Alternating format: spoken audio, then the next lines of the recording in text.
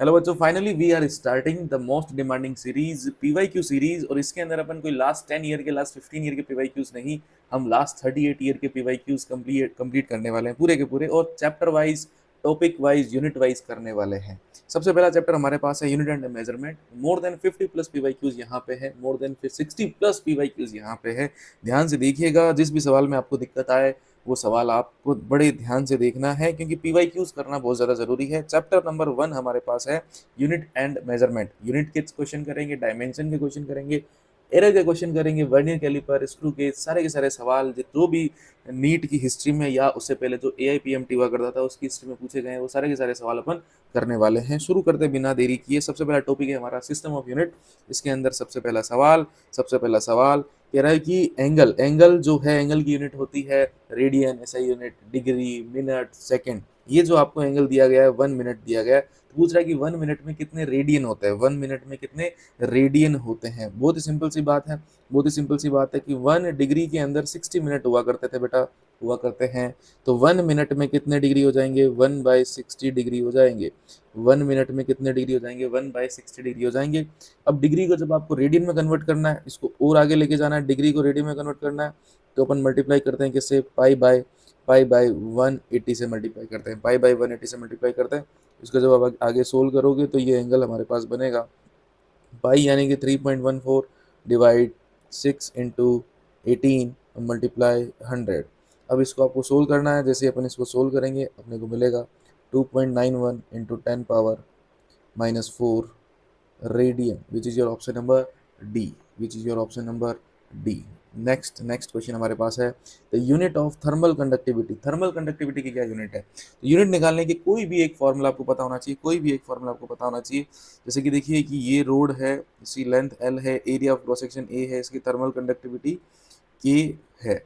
यहाँ temperature T1 है, यहाँ टेम्परेचर T2 है, तो यहाँ से जो हीट फ्लो होती है, यहाँ से जो हीट फ्लो होती है और टाइम T के अंदर हीट फ्लो होती है, तो उसका फॉर्मूला होता है Q/T बराबर KA/L delta T, K/L delta T. अब देखो Q क्या है, जूल, तो जूल डिवाइड टाइम यानी कि सेकेंड, जो कि वॉट बन जाएगा। K की यूनिट आपको निकालनी है, एरिया की यूनिट मीटर स्क्वायर, लेंथ की यूनिट मीटर, और टेम्परेचर हो चाहे टेम्परेचर डिफरेंस, उसकी यूनिट क्या रहेगी, उसकी यूनिट तो क्या रहेगी, केल्विन रहेगी। उसकी यूनिट क्या रहेगी, केल्विन रहेगी। ये K अपने को निकालना है, इसको मैं थोड़ा सा हाईलाइटेड कर देता हूँ। अब ध्यान से देखिए, जूल अपॉन सेकेंड ये बन गया वॉट, यहाँ 1 मीटर से 1 मीटर कट गया, मीटर डिवाइड में आ जाएगा, केल्विन डिवाइड में आ जाएगा। ये आ गई हमारे पास K की यूनिट। K की यूनिट क्या आ गई, K की यूनिट आपके सामने देखो दिखाई दे रही है, watt meter inverse kelvin inverse, kelvin inverse. ये K की यूनिट है। ऑप्शन नंबर 1 इसका करेक्ट आंसर है। नेक्स्ट आगे बढ़ते हैं, आगे बढ़ते हैं। थर्ड क्वेश्चन कह रहा है कि डैम्पिंग फोर्स किसी भी ऑसिलेटर में कह रहा है डायरेक्टली प्रोपोर्शनल है उसकी वेलोसिटी के। तो damping force directly proportional to होगा उसकी वेलोसिटी के। जब सोल्व करेंगे तो कांस्टेंट आता है, माइनस का बी लिखते हैं अपन, माइनस क्यों, क्योंकि वो डैम्पिंग फोर्स है वेलोसिटी के ऑपोजिट डायरेक्शन में। तो क्या पूछ रहा है आपसे, आपसे पूछ रहा है unit of constant of proportionality. इस बी की यूनिट क्या है, तो बेटा बी की यूनिट क्या होगी, एफ की यूनिट डिवाइड बी, वी की यूनिट, एफ की यूनिट डिवाइड वी की यूनिट।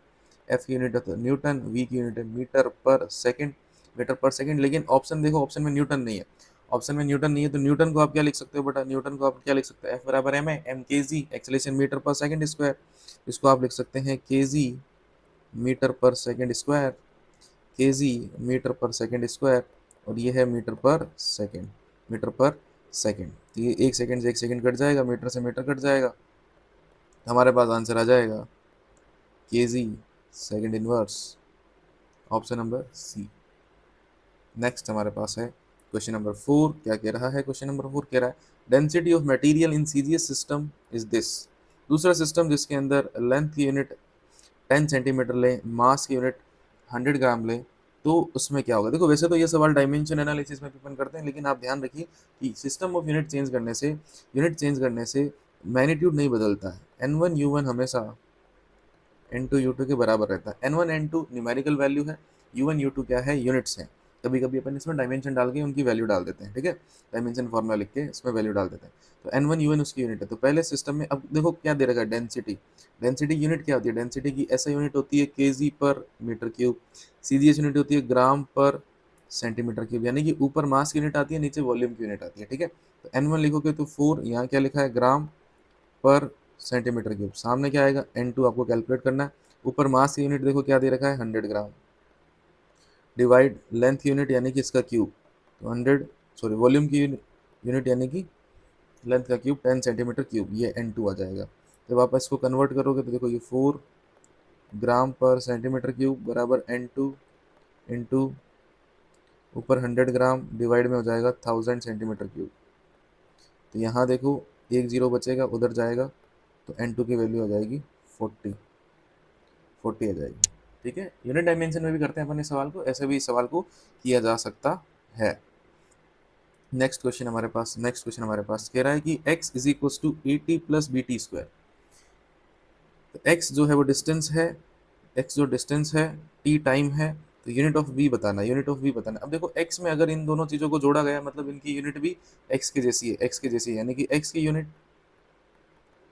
यूनिट ऑफ x और यूनिट ऑफ ए टी और unit of B T square बराबर रहेगा। ठीक है, तो x की यूनिट बराबर बी टी स्क्वायर की यूनिट, तो b बराबर x बाई टी स्क्वायर एक तरीके से। तो b की यूनिट जो है वो x की यूनिट, बेटा x की यूनिट क्या है, x की यूनिट आप किस में लिख सकते हैं, x की यूनिट आप किलोमीटर में लिख सकते हैं, दिया है क्वेश्चन ने, डिस्टेंस किलोमीटर में है, टाइम सेकंड में है, तो किलोमीटर पर सेकंड स्क्वायर आ जाएगी, किलोमीटर पर सेकंड स्क्वायर आ जाएगी, ऑप्शन नंबर सी। नेक्स्ट हमारे पास है डायमेंशन, ये यूनिट के सवाल थे। नेक्स्ट है डायमेंशन ऑफ फिजिकल क्वांटिटी, अलग अलग फिजिकल क्वांटिटी की डायमेंशन जो है उस पे बेस्ड जो क्वेश्चन है वो अपने को देखने हैं। सबसे पहला क्वेश्चन आसान सवाल है, 2024 में पूछा गया। तो quantity which have same dimension as those of solid angle. Solid angle बेटा कैसी क्वांटिटी है, सप्लीमेंट्री क्वांटिटी है, सप्लीमेंट्री क्वांटिटी है सॉलिड एंगल। क्या होता है एरिया अपॉन रेडियस का स्क्वायर। तो ये सॉलिड एंगल डायमेंशन लेस है, सॉलिड एंगल की जो डायमेंशन होती है वो m0 L0 T0 होती है। तो वो क्वांटिटी ढूंढनी है जिनकी डायमेंशन जो है वो ये है, m0 L0 T0। तो ध्यान से देखिए, सबसे पहला है स्ट्रेन, दूसरा है आर्क। तो स्ट्रेन जो है वो स्ट्रेन क्या होता है, change in length upon original length, या जो भी change in dimension upon original dimension. तो ये आप देखोगे तो इसकी डायमेंशन जो है वो m0 L0 T0 आएगी। नेक्स्ट है आर्क। अब जो आर्क है वो आर्क एक तरीके की लेंथ है, आर्क क्या है, वो एक तरीके की लेंथ है। इसकी डायमेंशन 0 नहीं आएगी, इसकी डायमेंशन L1 आएगी, तो पहला नहीं हो सकता। एंगुलर स्पीड स्ट्रेस वैसे भी नहीं हो सकता है, स्ट्रेन और एंगल हो सकता है। क्यों, क्योंकि एंगल भी एक तरीके की सप्लीमेंट्री क्वांटिटी है, थीटा सप्लीमेंट्री क्वांटिटी है, तो वो उसकी डायमेंशन, एंगल की डायमेंशन भी क्या होती है बेटा, m0 L0 T0 होती है, m0 L0 T0 होती है। तो सी ऑप्शन इसका करेक्ट आएगा। ठीक है जी, नेक्स्ट क्वेश्चन नंबर 7 क्या कह रहा है, f is equal to alpha T square plus beta T act on a particle in time t, the factor which is dimensionless if alpha and beta are constant. तो कौन सी चीज़ dimension less होगी आपसे बता रहा है। देखो simple सी बात है, f की डायमेंशन अल्फा टी स्क्वायर की डायमेंशन बराबर रहेगी बीटा टी के डायमेंशन की। सही है। अब अल्फा बीटा में रिलेशन पूछ रहा है, यानी कि इनकी डायमेंशन आपस में बराबर है, तो अल्फा टी की डायमेंशन बीटा के बराबर रहेगी, अल्फा टी की डायमेंशन बीटा के बराबर रहेगी। अब अगर आप अल्फा टी में बीटा का डिवाइड कर दो तो सामने तो कुछ बचा ही नहीं, 1, यानी कि m0 L0 T0, ये डायमेंशन लेस आएगा, ऑप्शन नंबर डी। नेक्स्ट कह रहा है कि प्लेन एंगल और सॉलिड एंगल है, plane angle and solid angle है, क्या होता है, प्लेन एंगल और सॉलिड एंगल के पास डायमेंशन नहीं होती, सप्लीमेंट्री क्वांटिटी, लेकिन इनके पास यूनिट जरूर होती है। प्लेन एंगल की यूनिट क्या है, रेडियन, सॉलिड एंगल की यूनिट क्या है, स्टेरेडियन। यूनिट होती है, डायमेंशन नहीं होती है, सप्लीमेंट्री क्वांटिटी है। ठीक है, have unit but no dimension, second option. Next question number 9 कह रहा है कि द डायमेंशन, किसकी डायमेंशन है ये आपको बताना है, किसकी डायमेंशन है ये आपको बताना है। अब देखो ये जितनी भी चीज़ें आपको दिखाई दे रही है ये सारी की सारी नीट की फेवरेट है, ये आपसे पूछी जाती है, तो मैं थोड़ा सा टाइम लेके आपको इस सवाल को अच्छे से बता देता हूँ। सबसे पहला है इलेक्ट्रिक परमिटिविटी। इलेक्ट्रिक परमिटिविटी यानी कि आपको एप्सिलॉन नॉट की डायमेंशन पूछ रहा है। ठीक है, तो सबसे पहले आप क्या करो, ये फॉर्मूला याद रखा करो, F बराबर के Q1 Q2 divide R square. इससे के की डायमेंशन निकालिए करो, एप्सिलॉन नॉट की डायमेंशन उसकी जस्ट रिवर्स होती है। तो के की डायमेंशन कैसे आ जाएगी, F R square over Q1 Q2। तो के की डायमेंशन आप निकालोगे तो एफ की डायमेंशन क्या आएगी, m1 L1 T-2, आर की डायमेंशन L2 डिवाइड ये A1 T1, सॉरी हाँ A1 T1, चार्ज है, दो बार है चार्ज, तो A2 T2 हो जाएगा। तो के की डायमेंशन आपके पास आ जाएगी m1 L3 T माइनस का 4 A माइनस का 2। तो ये K है। अब K क्या होता है, 1/4 पाई एप्सिलॉन नॉट होता है, तो एप्सिलॉन नॉट की डायमेंशन इसकी जस्ट रिवर्स आ जाएगी। तो M-1 L-3 T+4 A+2, ये एप्सिलॉन नॉट की डायमेंशन होती है। तो ये तो मैच नहीं कर रही है, सिंपल सी बात है, ये तो नहीं हो सकता है। इलेक्ट्रिक परमिटिविटी की डायमेंशन यहाँ मैच नहीं कर रही है। ठीक है जी। अब आगे देखो नेक्स्ट क्या है, मैग्नेटिक फ्लक्स। मैग्नेटिक फ्लक्स क्या होता है, मैग्नेटिक फ्लक्स क्या होता है? Magnetic flux, B option check करते हैं। मैग्नेटिक फ्लक्स होता है मैग्नेटिक फील्ड मल्टीप्लाई एरिया। अब मैग्नेटिक फील्ड की डायमेंशन कैसे निकालेंगे? मैग्नेटिक फील्ड की डायमेंशन निकालने के लिए सबसे बेस्ट फॉर्मूला है बी बराबर एफ, जो मैं फोर्स का फॉर्मूला आपने याद किया होगा, एफ बराबर Q V B. Q V B, वहाँ से बी की डायमेंशन जल्दी से आ जाती है एफ डिवाइड क्यू वी करके। याद नहीं है तो आप ऐसे निकाल सकते हो, मैं आपको बता रहा हूँ। एफ की डायमेंशन M1L1T-2, और यहाँ A1T1, यहाँ L1T-1। तो जो बी की डायमेंशन है वो आ जाएगी, देखो M1L0 आ जाएगा, T-1 A-1, सॉरी T-3 आएगा ना, T-3, नहीं नहीं नहीं, टी तो नीचे ख़त्म हो गया। तो M1T-2, T-2 रहेगा, L ख़त्म हुआ, A-1, ये आया। ठीक है। तो अब यहाँ फ्लक्स की डायमेंशन जब आप देखोगे तो एरिया यानी कि L2, एरिया की डायमेंशन L2, तो M1T-2 A-1, एरिया की डायमेंशन L2, ये आएगी। ठीक है, तो ये भी नहीं हुआ। नेक्स्ट है सेल्फ इंडक्टेंस L। अब L की डायमेंशन कैसे निकालते हो? L की डायमेंशन कैसे निकालते हो? उसके लिए आपको टाइम कांस्टेंट का फॉर्मूला याद होना चाहिए। टाइम कांस्टेंट का फॉर्मूला क्या होता है? R/L, L/R होता है ना टाइम कांस्टेंट का फॉर्मूला। तो वहाँ से रेजिस्टेंस की डायमेंशन निकालिए, उसको उसमें टी ऐड कर दीजिए, आपको एल की डायमेंशन मिल जाएगी। किसकी डायमेंशन मिल जाएगी? एल की डायमेंशन आपको मिल जाएगी। ठीक है। उसी तरीके से मैग्नेटिक परमिएबिलिटी की आपको अगर डायमेंशन निकालनी है तो कौन सा फॉर्मूला यूज़ करोगे म्यू नॉट के लिए? एफ बराबर mu naught I1I2/2πd, force per unit length वाला फॉर्मूला। यहाँ से आप म्यू नोट की डायमेंशन निकाल सकते हो। अगर आप याद रख सकते हो बहुत बढ़िया बात है, नहीं तो आप इस तरीके से डायमेंशंस निकाल सकते हो। आप इस तरीके से डायमेंशन, जब आप इसकी डायमेंशन निकालोगे ना, एग्जैक्टली वही मिलेगी, एग्जैक्टली वही मिलेगी। मैं आपको निकाल के दिखा देता हूँ। देखो F/L मैंने क्या बोला, F/L बराबर क्या आएगा? म्यू नोट I1I2/2πd, ये सबको पता होगा। तो म्यू नोट की डायमेंशन निकालनी है तो एफ की डायमेंशन M1L1T-2, लेंथ की डायमेंशन L1, म्यू नोट की डायमेंशन निकालनी है। करंट 2 बार है तो A2 हो जाएगा, 2π की कोई डायमेंशन नहीं होती है, d डिस्टेंस होती है तो L1, तो ये L से L हट गया। तो म्यू नोट की डायमेंशन M1L1T-2 A-2, ये आगे देखो जो क्वेश्चन में पूछी गई थी, ये आगे। ठीक है। तो देखो ये एक चीज़ और बता देता हूँ, आगे भी काम आएगी। तो R की डायमेंशन निकालनी है तो ओम्स लॉ यूज़ करें, V बराबर IR। तो V की डायमेंशन निकाल लें W/Q से। ठीक है, फिर आपके पास R की डायमेंशन आ जाएगी V/I करके। फिर कैपेसिटेंस की डायमेंशन निकालनी है तो T बराबर RC, टाउ बराबर RC होता है ना टाइम कांस्टेंट, तो वहाँ से इंडक्टेंस की तो L/R। ठीक है, L/R। देखिए नेक्स्ट क्वेश्चन नंबर 10 देखिए क्या कह रहा है कि, नेक्स्ट क्वेश्चन नंबर 10 कह रहा है कि E and G respectively denote energy and gravitational constant. देखो ग्रेविटेशनल कांस्टेंट काफ़ी फेमस है, आप चाहो तो उसकी डायमेंशन को याद भी रख सकते हो। और E जो है वो क्या कह रहा है, एनर्जी को डिनोट कर रहा है। तो ये कह रहा है कि E/G की डायमेंशन क्या आएगी, आपसे पूछा है। तो 2021 में अभी क्वेश्चन पूछा गया था। अब आपको याद नहीं है तो आप फॉर्मूला लगा लो, F बराबर G M1 M2 divide R²। F की डायमेंशन M1L1T-2, G की डायमेंशन निकालनी है, M2 हो जाएगा इधर, इधर क्या हो जाएगा L2 हो जाएगा। तो इसको सोल्व करने पर G की डायमेंशन आ जाएगी, देखो M-1 L3T-2। ठीक है, तो ये याद रखिए, ये आप चाहो याद रख सकते हो, काफ़ी पूछी जाती है, नहीं तो ऐसे निकल जाएगा, कोई दिक्कत वाली बात नहीं। ई एनर्जी है, तो अब आपसे क्या पूछ रहा है, आपसे E/G की डायमेंशन पूछ रहा है। तो E की डायमेंशन, E एनर्जी है, एनर्जी की डायमेंशन ML2T-2, फोर्स एनर्जी ये सब तो याद होना चाहिए। और G की डायमेंशन देखो क्या आई, M-1 L3T-2। इसको सोल्व करने पर हमारे पास बनेगा, देखो M2L-1T0, M2L-1T0 कौन से ऑप्शन में दिखाई दे रहा है? डी ऑप्शन में दिखाई दे रहा है। नेक्स्ट क्वेश्चन नंबर 11, कह रहा है कि डायमेंशन ऑफ स्ट्रेस, स्ट्रेस की डायमेंशन क्या होगी? स्ट्रेस क्या होता है बेटा? स्ट्रेस होता है restoring force divide area, restoring force divide area होता है, यही होता है रीस्टोरिंग फोर्स डिवाइड एरिया।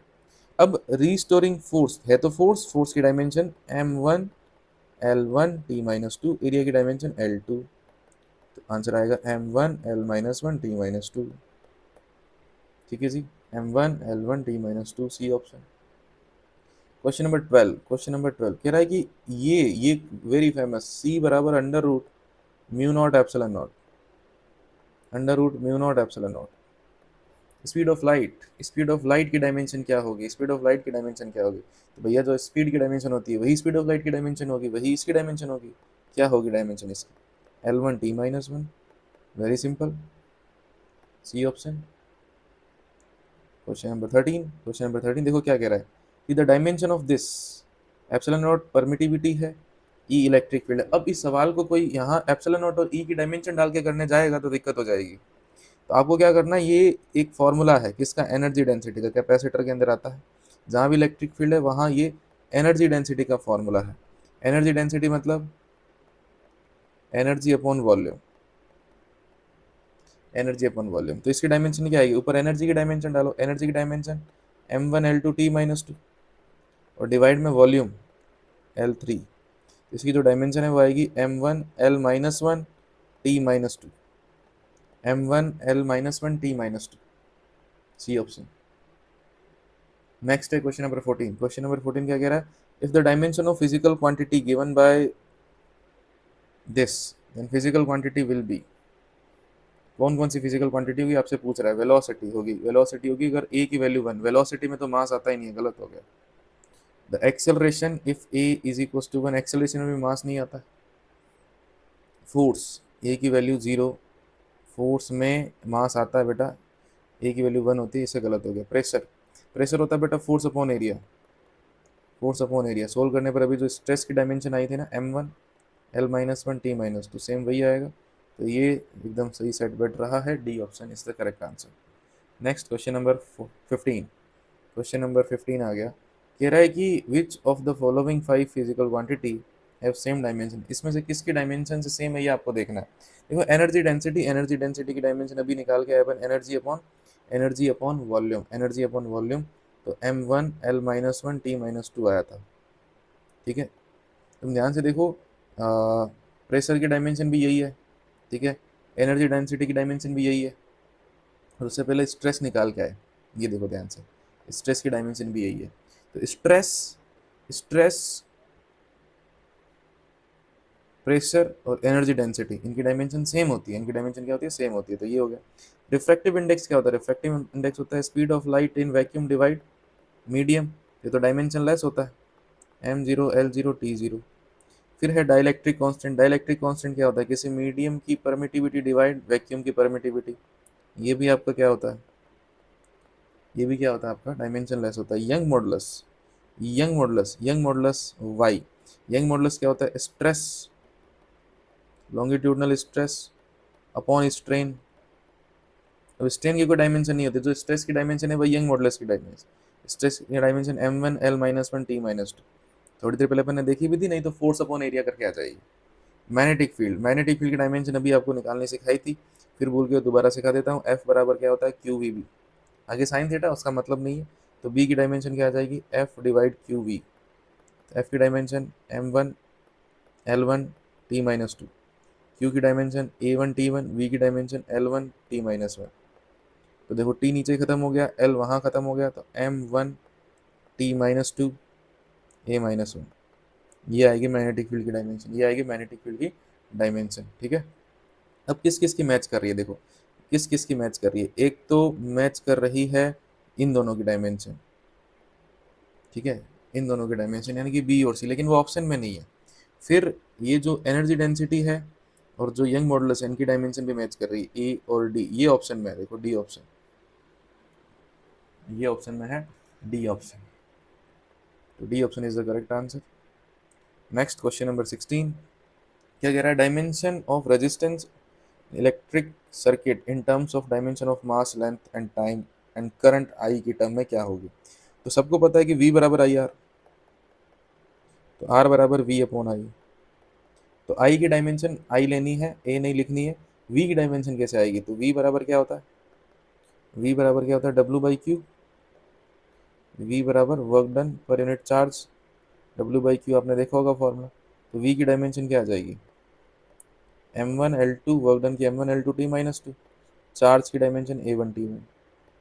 तो वोल्टेज या पोटेंशियल डिफरेंस की जो डायमेंशन है वो आ गई M one L two T minus three A minus one आ गई।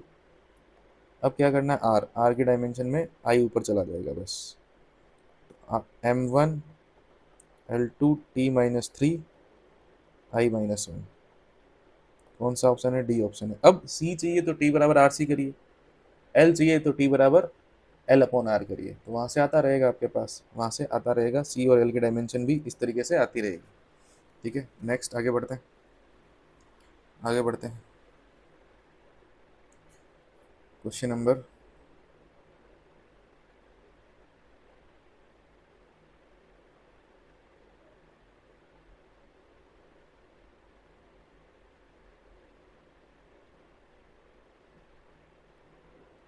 अच्छा, इसका जो है बेटा ऑप्शन आ जाएगा ये वाला। इसके अंदर भी तो ए माइनस वन है ना, ए यहाँ से आएगा तो आई माइनस टू हो जाएगा बेटा। सी ऑप्शन आएगा, सी ऑप्शन आएगा, थोड़ा ध्यान से। 16 हो गया, 17, 17, 17। The dimension of universal gravitational constant, अभी चेक किया था, याद भी होनी चाहिए, तो बोला ही था मैंने। क्या? M minus one L three और T minus two. M minus one L three T minus two, ये डायमेंशन होनी चाहिए, ऑप्शन नंबर डी। नहीं तो एफ बराबर G M one M two divide R square, formula लगा लीजिए। जी बराबर क्या जाएगा? F R square divide M one M two, dimension put कर दीजिए। M one L one T minus two, L two divide में M two, solve करने पर जी की डायमेंशन आ जाएगी। देखो, M minus one L one, नहीं L three T minus two, T minus two, ये आ जाएगी। ठीक है, next question number 18। Question number 18 क्या कह रहा है देखिए। The dimension of Planck constant. देखो प्लैंक कांस्टेंट, ग्रेविटेशनल कांस्टेंट काफी फेमस है, पूछे जाते रहता है। तो डायमेंशन ऑफ प्लैंक कांस्टेंट पूछ रहा है तो एक ही फॉर्मूला याद होना चाहिए, ई बराबर एच न्यू। ई बराबर क्या होता है? H nu. तो H is equal to E by nu. Nu क्या? फ्रिक्वेंसी।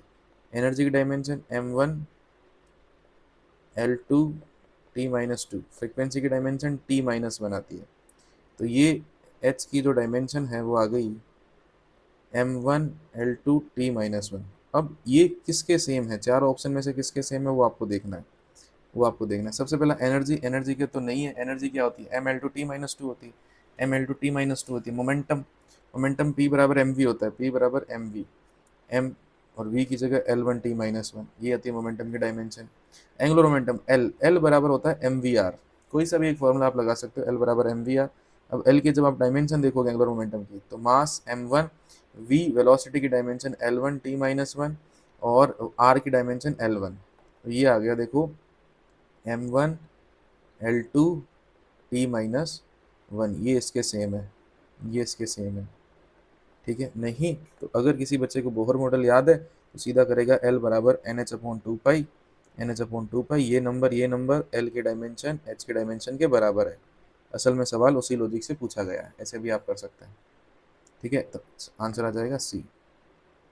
नेक्स्ट है क्वेश्चन नंबर 19। क्या कह रहा है? क्वेश्चन नंबर 19 क्या कह रहा है कि which pair have not equal dimension, किसकी डायमेंशन सेम नहीं है? सबसे पहला एनर्जी और टॉर्क। एनर्जी और टॉर्क की डायमेंशन सेम नहीं है। क्या एनर्जी क्या होती है बेटा? एक तरीके से एनर्जी की डायमेंशन यानी कि वर्क डन की dimension, force into displacement, force into displacement. Simple है, एनर्जी की डायमेंशन क्या होती है? एनर्जी की डायमेंशन लिख लो आप, एनर्जी की dimension M one L two T minus two. Torque क्या होता है? टॉर्क होता है आर क्रॉस एफ, नहीं तो परपेंडिकुलर डिस्टेंस मल्टीप्लाई एफ। तो परपेंडिकुलर डिस्टेंस यानी कि एल, और एफ जो है वो उसकी डायमेंशन क्या आएगी? M one L one T minus two. तो टॉर्क की डायमेंशन वही आ जाएगी same, M one L two T minus two. तो टॉर्क की और एनर्जी की डायमेंशन सेम है। कह रहा है कि सेम नहीं होंगी, बताओ। फोर्स, इम्पल्स, फोर्स और इम्पल्स। तो बेटा इम्पल्स क्या होता है, याद करो, इम्पल्स क्या होता है, इंटीग्रेशन एफ डी टी। तो इनकी डायमेंशन तो वैसे ही सेम नहीं हो सकती है, क्यों? क्योंकि इम्पल्स की डायमेंशन होती है मोमेंटम की डायमेंशन, मोमेंटम में चेंज की डायमेंशन जो कि मोमेंटम की डायमेंशन के बराबर होती है, ये हो ही नहीं सकता। एंगुलर मोमेंटम प्लैंक कांस्टेंट की सही होती है, ये अपने देख लिया। कोई भी इलास्टिक मॉडुलस है, यंग मॉडुलस हो गए या प्रेशर हो गया, तो उनकी डायमेंशन भी सेम होती है। तो सेकंड ऑप्शन इसका आंसर हो गया। गलत पूछा है ना, पहले तीनों के पहले ऑप्शन, तीसरा ऑप्शन और चौथे ऑप्शन की डायमेंशन सेम है, दूसरे की डायमेंशन जो है वो क्या है, अलग अलग है। फोर्स और इम्पल्स की डायमेंशन अलग अलग आएगी, क्यों? क्योंकि फोर्स की डायमेंशन तो है m1 l1 t-2, इम्पल्स की जो डायमेंशन है वो मोमेंटम वाली डायमेंशन है, यानी कि m1 l1 t-1 है, तो ये सेम नहीं है, ठीक है। नेक्स्ट क्वेश्चन नंबर 20 हमारे पास, नेक्स्ट हमारे पास है question number 20। The dimension of impulse equals to that of, देखो जैसे सवाल अपन करते हैं वैसे आ जाता है, इम्पल्स मोमेंटम थ्योरम सुनी होगी, आई बराबर delta P, impulse is equals to change in linear momentum. तो इम्पल्स की dimension change in linear momentum की डायमेंशन, अब डायमेंशन को किसी चेंज से थोड़ी मतलब है, तो इम्पल्स की डायमेंशन और आप ऐसे बोल सकते हो कि मोमेंटम की डायमेंशन बराबर रहेगी, लीनियर मोमेंटम। नेक्स्ट कह रहा है कि which of the following dimension will be same is that of time, that of time. तो किसकी डायमेंशन जो है वो टाइम के बराबर है, तो सिंपल सी बात है, ये टाइम कांस्टेंट से सवाल बनाया गया है। तो टाइम कांस्टेंट आरसी सर्किट में टाइम कांस्टेंट तो आर मल्टीप्लाई सी होता है आरसी सर्किट में, और एल आर सर्किट में time constant L by R होता है। इसी से अपन एल और सी की डायमेंशन निकालेंगे, तो पहला ही सवाल है, पहला ही आंसर है इसका, एल बाई आर, ठीक है। Which of the following is a dimensional constant, कौन सा जो है वो डायमेंशनल कांस्टेंट है, मतलब किसकी डायमेंशन है ये पूछ रहा है आपसे, सिंपल सी बात ये है। तो रिलेटिव डेंसिटी की डायमेंशन नहीं होती, रिलेटिव डेंसिटी क्या होती है, किसी भी ऑब्जेक्ट की डेंसिटी डिवाइड वाटर की डेंसिटी, ये तो डायमेंशन लेस आएगा। ग्रेविटेशनल कांस्टेंट इसकी डायमेंशन होती है बेटा, ग्रेविटेशनल कांस्टेंट की डायमेंशन होती है, याद कर लीजिए, क्या फिर से याद करा देता हूँ मैं, m-1 l3t-2, इसके पास डायमेंशन है। रिफ्रैक्टिव इंडेक्स के पास डायमेंशन नहीं है, पॉइजन रेशियो के पास डायमेंशन नहीं है, क्यों? क्योंकि ये दो स्ट्रेन का रेशियो है, ये दो वेलोसिटी का रेशियो है, ये दो डेंसिटी का रेशियो है, तो इनके पास डायमेंशन कहाँ से आएगी, ग्रेविटेशनल कांस्टेंट के पास डायमेंशन है बस। Next question number 23, the dimension of RC, अभी बताया टाइम कांस्टेंट है, आरसी सर्किट का टाइम कांस्टेंट है, तो आरसी की डायमेंशन और टाइम की डायमेंशन क्या रहेगी, सेम रहेगी, सी ऑप्शन इसका आंसर है। Next which of the following has dimension of pressure, pressure की डायमेंशन क्या है, प्रेशर की डायमेंशन क्या है, प्रेशर बराबर फोर्स अपॉन एरिया, प्रेशर बराबर फोर्स अपॉन एरिया, फोर्स की dimension m1 l1 t-2, area की डायमेंशन l2, तो प्रेशर की डायमेंशन क्या आ जाएगी, m1 l-1 t-2। Simple simple सीधा सीधा याद रखिए कि प्रेशर की डायमेंशन, स्ट्रेस की डायमेंशन, एनर्जी डेंसिटी की डायमेंशन, ये सारी डायमेंशन क्या होती है, सेम होती है, थोड़ी देर पहले अपन ने देखा भी था। 25, the dimensional formula of permeability of free space, mu naught की क्या डायमेंशन है, म्यू नॉट की क्या डायमेंशन है, अब तो आप सीख चुके, तो कौन सा फार्मूला यूज करोगे म्यू नॉट की डायमेंशन निकालने के लिए, म्यू नॉट I1 I2, वैसे तो ये काफ़ी फेमस है, इनके याद रखने चाहिए, फिर भी भूल जाओ तो मैं सबसे आसान तरीका बता रहा हूँ निकालने का, F बराबर mu naught I1 I2, force per unit length, दो पैरेलल वायर में करंट जोड़ रहा है I1 I2, per unit length पे लगने वाले फोर्स का डायमेंशनल फार्मूला, सॉरी फार्मूला ये है। अब डायमेंशन निकालनी डाल दीजिए, फोर्स की dimension m1 l1 t-2, length की डायमेंशन l1, म्यू नोट की डायमेंशन निकालनी है, आई की डायमेंशन a1, दूसरे आई की भी a1, तो a2 हो जाएगा, डिवाइड 2 पाई की कोई डायमेंशन है नहीं, 2 पाई की कोई डायमेंशन है नहीं, डी की डायमेंशन l1, ये l से l खत्म हो गया, म्यू नोट की डायमेंशन चाहिए, m1 l1 t-2 a-2, ठीक है, a-2, m1 l1 t-2 a-2। तो म्यू की डायमेंशन सिंपल है, फोर्स की डायमेंशन में बस आपको क्या करना है, a-2 और जोड़ना है, और कुछ नहीं करना है, फोर्स की डायमेंशन में आपको a-2 और ऐड करना है, दैट्स इट, और कुछ भी नहीं है, ऑप्शन नंबर ए, ठीक है। नेक्स्ट क्वेश्चन नंबर 26 कह रहा है according to Newton the viscous force जो लग रहा है उसका फॉर्मूला आपको दिया गया है, F is equal to minus का eta A delta V by delta Z, delta V by अपन D V by D X पढ़ते हैं नॉर्मली जब पढ़ते हैं तब, ठीक है। माइनस डिनोट कर रहा है, डायरेक्शन अपोजिट है, तो अपने को डायमेंशनल फॉर्मूला बताना है किसका, ईटा का। तो ईटा देखो क्या बन जाएगा, ईटा बन जाएगा F into delta Z divide A into delta V. Eta का डायमेंशन फॉर्मूला देखो क्या आएगा, फोर्स का m1 l1 t minus to, delta Z एक तरीके की डिस्टेंस है, डेल्टा जेड एक तरीके की डिस्टेंस है, वेलोसिटी ग्रेडियंट मतलब change in velocity with respect to vertical distance अपन लेते हैं वो। तो इसकी डायमेंशन तो क्या आएगी, L1 आएगी, एरिया की डायमेंशन L2, वेलोसिटी की dimension L1 t minus one, L1 t minus one. अब देखिए क्या बना, ईटा की डायमेंशन m1, L मेरे पास कितना बचा, L ऊपर 2 नीचे 3 है, तो L माइनस वन बचा, T ऊपर माइनस 2 है नीचे माइनस वन है, तो T माइनस वन बचेगा। तो m1 L minus one T minus one, m1 L minus one T minus one, आपका ऑप्शन नंबर डी के अंदर ये दिखाई दे रहा है। Next question number 27, which of the following quantity, which of the following quantity, which one has dimension different from remaining three, remaining three से different dimension किसके। तो सबसे पहले एनर्जी पर यूनिट वॉल्यूम, एनर्जी डेंसिटी की डायमेंशन, एनर्जी डेंसिटी की dimension क्या होती है, एनर्जी अपॉन डेंसिटी कर दो, m1 L minus one T minus two होती है। फोर्स पर यूनिट एरिया, प्रेशर होता है, प्रेशर की डायमेंशन, एनर्जी डेंसिटी की डायमेंशन, स्ट्रेस की डायमेंशन सेम होती है, ये चीज़ अब आप याद कर लीजिए। Product of voltage and charge per unit volume, next angular momentum, product of voltage and charge per unit volume, ये कैलकुलेट करना पड़ेगा। Product of volume sorry voltage multiply charge Q divide volume, volume इसकी dimension देखते हैं। देखो voltage की dimension आ जाएगी W by Q multiply Q divide volume, Q से क्यू कट गया, क्यू से क्यू कट गया, डब्ल्यू की dimension m1 L2 T minus to, यहाँ क्या आ गया L3, तो ये वापस वही बन गया, देखो m1 L minus one T minus to, जो पहले तीन ऑप्शन में बन रहा है वही, तो इन तीनों की सेम है। चौथा बचा एंगुलर मोमेंटम, एंगुलर मोमेंटम क्या होता है MVR, MVR L की dimension m1 L2 T minus one आ जाएगी, m1 L2 T minus one, ये अलग है बस, एंगुलर मोमेंटम अलग है इन सबसे, बाकी पहले तीनों की डायमेंशन एकदम सेम है। तो आंसर पूछा है किसकी अलग है, तो आंसर हो जाएगा option number D, option number D, option number D, ठीक है जी।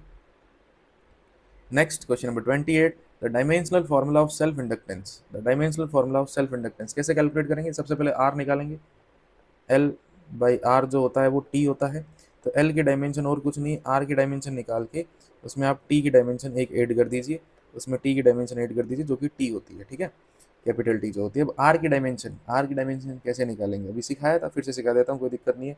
वी बराबर आई आर, वी बराबर आई आर, तो आर बराबर वी अपॉन आई, आर बराबर वी अपॉन आई, तो वी बराबर डब्ल्यू अपॉन क्यू, वी बराबर डब्ल्यू अपॉन क्यू यहाँ आई, ठीक है। और अब डब्ल्यू की dimension m1 L2 T minus, m1 L2 T minus two, Q A1 T1, और करंट की A1 ले लीजिए आप, ठीक है। तो यहाँ से R की डायमेंशन मेरे पास आ जाएगी कितनी, R की डायमेंशन आ जाएगी m1 L2 T minus three और A माइनस का टू। अब अपने को निकालनी है L की डायमेंशन, देखो R की डायमेंशन यहाँ पुट कर देते हैं, उसमें T जोड़ना है बस एक, तो m1 L2 T minus three, A minus to और T1 और आ जाएगा, तो फाइनली आपके पास T माइनस टू हो जाएगा, बाकी सब सेम रहेगा। तो M1 L2 T minus two A minus two, M1 L2 T minus two A minus two, third option, C option is the correct answer. Next है the dimensional formula of torque, torque का dimensional formula क्या होगा, वैसे torque का formula होता है R cross F, फिर अपन convert कर लेते हैं आर एफ साइन थीटा, अब साइन थीटा की तो कोई डायमेंशन होती नहीं है, तो टॉर्क की डायमेंशन यानी कि आर की डायमेंशन, आर डिस्टेंस से पोजीशन है L1, F m1 L1 T minus two, F की डायमेंशन कभी मत भूलना, तो m1 L2 T minus two, m1 L2 T minus to, simple है, m1 L2 T minus to, पहला ऑप्शन हो गया, ठीक है जी। नेक्स्ट है क्वेश्चन नंबर 30, कह रहा है कि सी और आर कैपेसिटेंस और रेजिस्टेंस है, तो dimensional formula of C R, again same, time constant tau बराबर आर इंटू सी, तो आर और सी की डायमेंशन क्या आ जाएगी, जो टाइम की डायमेंशन होती है m0 L0 T1, m0 L0 T1, option number one, सही बात। Next, the dimensional formula of angular momentum L. L बराबर बेटा M V R M one, V की dimension L one T minus one, R की dimension L one M one L two T minus one. ये आ गई angular momentum की dimension, M one L two T minus one, D option. अब हमारे पास है एप्लीकेशन ऑफ डायमेंशनल एनालिसिस। क्या है देखो, कह रहा है कि पहला सवाल इसके अंदर कि अगर फोर्स, एक्सेलेरेशन और टाइम को अगर आप फंडामेंटल क्वांटिटी मान लो तो एनर्जी की डायमेंशन क्या आएगी। तो सिंपल सी बात है कि एनर्जी इन तीनों पे डिपेंड करने लग जाएगी अगर ये फंडामेंटल क्वांटिटी है तो। अगर एनर्जी इन तीनों पे डिपेंड कर रही है तो E directly proportional to F power A power B T power C लिख सकते हो। फिर क्या होगा, इनकी डायमेंशन डाल दीजिए। ई की dimension M one L two T minus two, F की dimension M one L one T minus two power A, acceleration की dimension L one T minus two power B, time की dimension T one power C. इधर M one L two T minus two लिख लिया। इधर देखो M की power ए, L में यहाँ से पावर ए, दूसरे साइड से पावर बी हो गया। टी में देखो power minus two A minus to be plus सी, ये बन गया। अब क्या करना है, अब खेलना है कंपेयर कंपेयर कंपेयर कंपेयर खेलेंगे आप। तो ए बराबर आएगा वन, एल की पावर कंपेयर करेंगे, देखो ए प्लस बी बराबर two, it means A one है तो बी भी वन होगा तभी तो टू बनेगा। फिर minus two A minus to be plus सी बराबर क्या है, माइनस का टू। इनकी वैल्यू वन वन है तो माइनस टू माइनस फोर हो गया, माइनस फोर प्लस सी बराबर माइनस टू, तो सी बराबर फोर माइनस टू, तो सी बराबर आ गया टू। तो फाइनली आप क्या आंसर दोगे कि जो ई है वो किस तरीके से डिपेंड कर रहा है, एफ पावर वन, ए पावर वन और टी पावर टू पर डिपेंड कर रहा है, जो कि आपका पहला ऑप्शन है। तो इस टाइप के सवालों को ऐसे ही करना होता है, जो जिन क्वांटिटीज़ पे डिपेंड कर रहा होता है उनकी डायमेंशन लिखो, पावर लिखो उसके ऊपर। जब आप बोर्ड में थे तो ये सवाल आपको डिराइव करने को आते थे, आजकल ये सवाल इस तरीके से पूछे जाते हैं नीट के अंदर। तो ऑप्शन नंबर ए इसका आंसर हो जाएगा। इसी तरीके से देखो बहुत सारे क्वेश्चन पूछे जाते हैं। नेक्स्ट क्वेश्चन हमारे सामने है कि physical quantity of the dimension of length that can be formed out. C speed of light है, जी ग्रेविटेशनल कांस्टेंट है, E square over four by epsilon nought. एक तरीके से ये अपन एफ लिखते हैं ना, दो इलेक्ट्रॉन या दो प्रोटॉन के बीच लगने वाला force, E square over four by epsilon not R square. तो आर स्क्वायर को उधर भेज दो, यहाँ से आर स्क्वायर को आप इधर भेज दो तो इसकी डायमेंशन भी आ जाएगी। कुल मिला के अगर लेंथ को रिप्रेजेंट करना है तो इन तीनों की पावर ए बी सी लिख दो, कंपेयर करो, सोल्व करो, आंसर आ जाएगा। देखो अगर एल इन तीनों पे डिपेंड कर रहा है तो किस तरीके से डिपेंड कर रहा होगा, सी की पावर ए, जी की पावर बी और इसकी पावर सी। फिर सी स्पीड ऑफ लाइट है, इसकी पावर आपको पता है, इसकी dimension L one T minus one होती है। और जी की डायमेंशन यूनिवर्सल ग्रेविटेशनल कांस्टेंट अब आपको भूलनी नहीं है, M minus one L three T minus two की पावर बी। और इसकी डायमेंशन आप यहाँ से निकाल सकते हैं, एफ और आर स्क्वायर की डायमेंशन है ना। एफ की डायमेंशन में एल टू करना है add, M one L one T minus two होती है तो टू और जोड़ेंगे तो थ्री हो जाएगा एल की पावर। फिर इन सब पे इस तरीके से अपन ने पावर चढ़ा दी, सारों को इकट्ठा कर लिया, चारों को एल के ऊपर जो भी पावर थी वो देख ली, टी के ऊपर जो भी पावर थी वो देख ली, एम के ऊपर जो भी पावर है वो देख ली। फिर कंपेयर कंपेयर खेल लो। कैसे, एल की पावर तो सामने वन है, बाकी दोनों की पावर जीरो है, तो जो भी एल के ऊपर पावर है उसको वन लिखा। बाकी जो दोनों आपको दिखाई दे रहे हैं, एल की पावर कंपेयर की तो इसको तो वन लिख दिया। बाकी जो दोनों आपको दिखाई दे रहे हैं उनकी पावर को आपको क्या लिख देना है, उनकी पावर को आपको लिख देना है ज़ीरो लिख देना है, उनकी पावर को आपको लिख देना है ज़ीरो। इस तरीके से जैसे ही अपन सोल्व करेंगे आपको बी का वैल्यू हाफ, सी का वैल्यू हाफ, ए का वैल्यू माइनस टू मिलेगा। तो ये सी का वैल्यू माइनस टू हो गया, सी के ऊपर पावर ए थी जी, और ये जो एक्सप्रेशन है इसके पावर हाफ हाफ आ गई। हाफ मतलब इनको क्या कर दो एक साथ, रूट में भी आप डाल सकते हो। तो फाइनली ये आंसर आ जाएगा जो कि आपका ऑप्शन नंबर डी में दिया हुआ है। जब आप एग्जाम में कैलकुलेशन करेंगे इसमें आपको टाइम लगेगा सवाल को करने में। नेक्स्ट क्वेश्चन, इस टाइप के बहुत सारे सवाल है। कह रहा है कि Planck constant H, speed of light in vacuum C, Newton's gravitational constant G, इनको फंडामेंटल कांस्टेंट मान लिया जाए तो इनमें से कौन सा कॉम्बिनेशन जो है वो लेंथ की डायमेंशन को बता रहा है। फिर से आपको वही करना है, H directly proportional to H power A, C power B, G power C. फिर इसको सोल्व करना रहेगा, डायमेंशन इनकी डायमेंशन डाल के कंपेयर करना होगा। देखो सॉल्यूशन आपको दिखाता हूँ। देखो एच पावर एक्स मान लिया, जी पावर वाई मान लिया, सी की पावर आपने जेड मान लिया। फिर सामने लेंथ की डायमेंशन डाल दी, M zero L one T zero.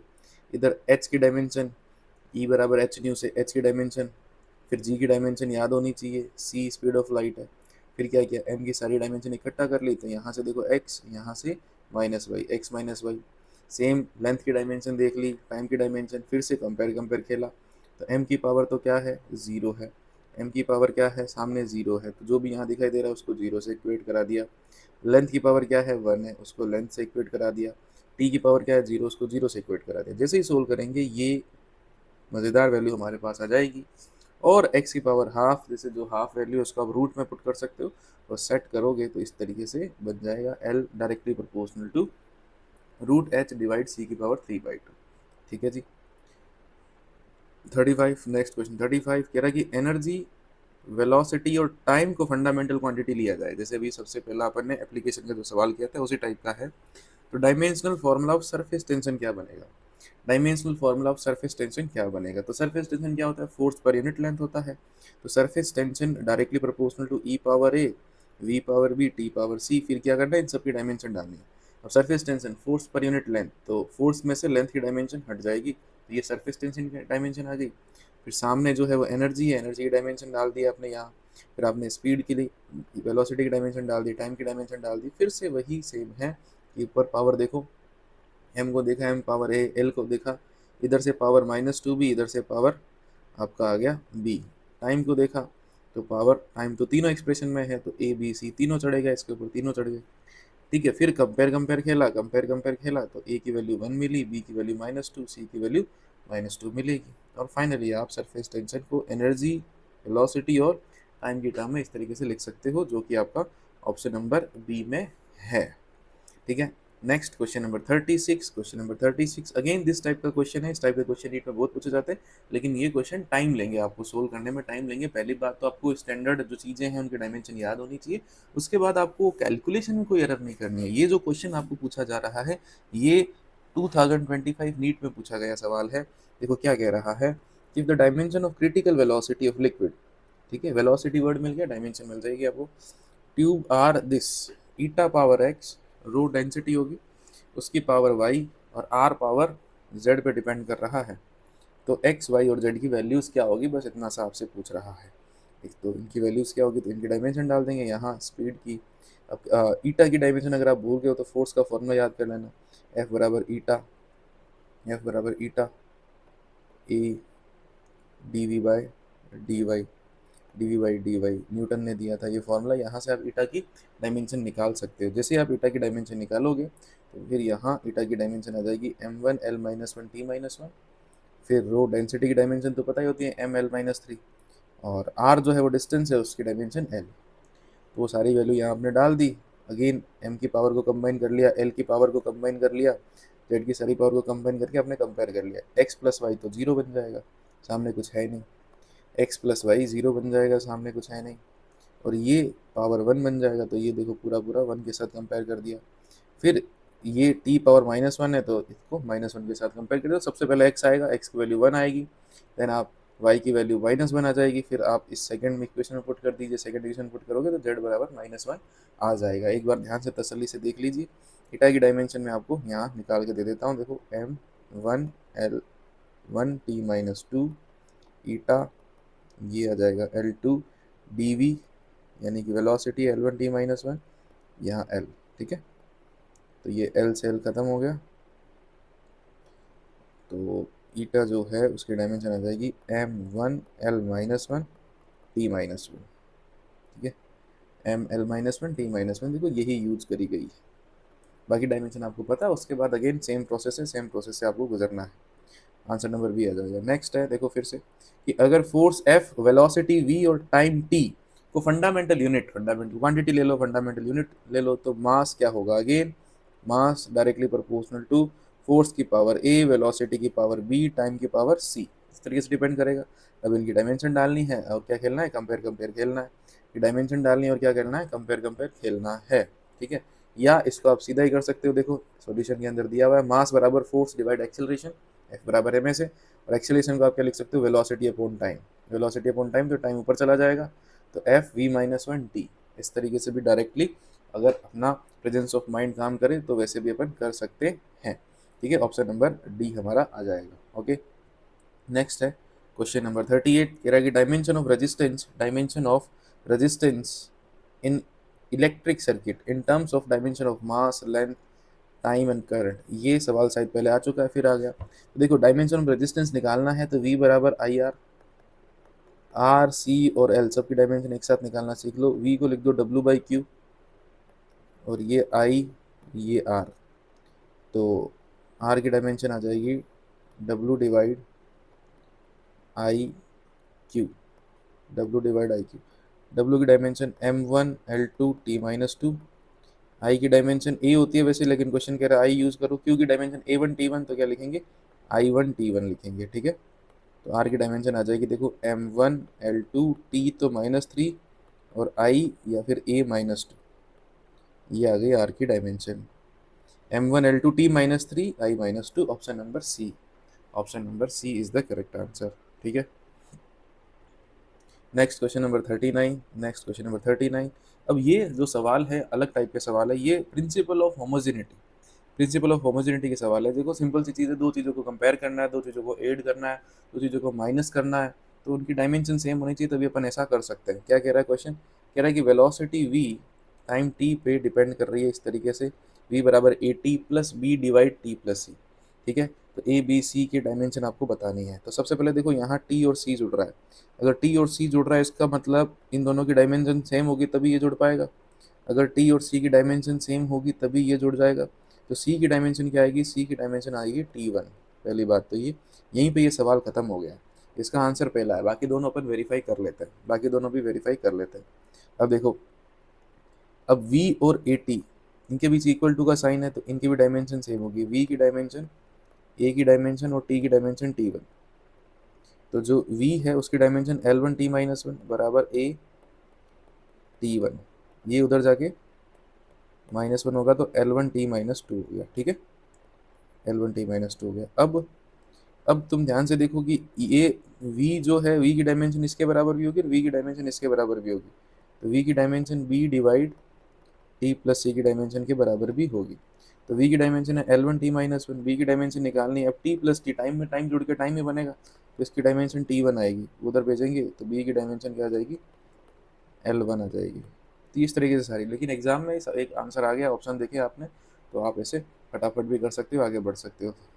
Next question number है 40, the ratio of dimension of Planck constant to the moment of inertia. Planck constant और मोमेंट ऑफ इनर्शिया की डायमेंशन का रेशियो h और i, ये क्या बनेगा। देखो h की डायमेंशन e बराबर क्या होता है बेटा, h न्यू होता है, e बराबर h न्यू होता है। e की dimension m1 L2 t minus to, h new की डायमेंशन t माइनस वन होती है, तो h की डायमेंशन आ जाती है m1 L2 t minus one. पहली बात तो ये मोमेंट ऑफ इनर्शिया।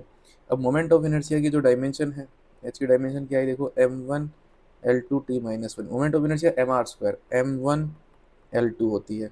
ये जो डायमेंशन आई वो m0 L0 t minus one आई, m0 L0 t minus one आई। t माइनस वन तो बेटा डायमेंशन किसकी होती है, फ्रिक्वेंसी की होती है, ठीक है।